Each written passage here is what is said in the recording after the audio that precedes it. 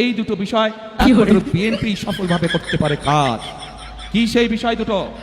সেই বিষয় দুটো হচ্ছে, এক, মানুষের নিরাপত্তা। রুকো যারা, সবার করো। বিএনপি সরকারের 100 দিনে খুন হয়েছেন 605 জন, নির্যাতনের শিকার 3,500 নারী শিশু, বেড়েছে চুরি, ডাকাতি, ছিনতাই সহ নানা অপরাধ। চলতি বছরের 4.5 মাসে দেশে ধর্ষণ মামলা হয়েছে 2000-এর বেশি। অতীতে প্রমাণ করেছে একমাত্র বিএনপির পক্ষেই সম্ভব সেই বিষয়টিকে নিয়ন্ত্রণ করা, এবং সেটি হলো দুর্নীতি।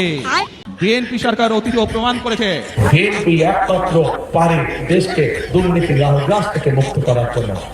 রুকো যারা, সবার করো।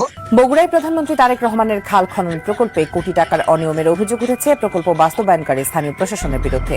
4 কিলোমিটারের দুটি প্রকল্পে শ্রমিক নিয়োগ, খননের পরিমাণ ও বৃক্ষরোপণে ব্যাপক অনিয়মের চিত্র উঠে এসেছে আরটিভির ক্যামেরায়। দেশের ব্যাংক খাতে খেলাপি ঋণ ছাড়িয়েছে 5,88,000 কোটি টাকা, যা মোট বিতরণ হওয়া ঋণের প্রায় 1/3।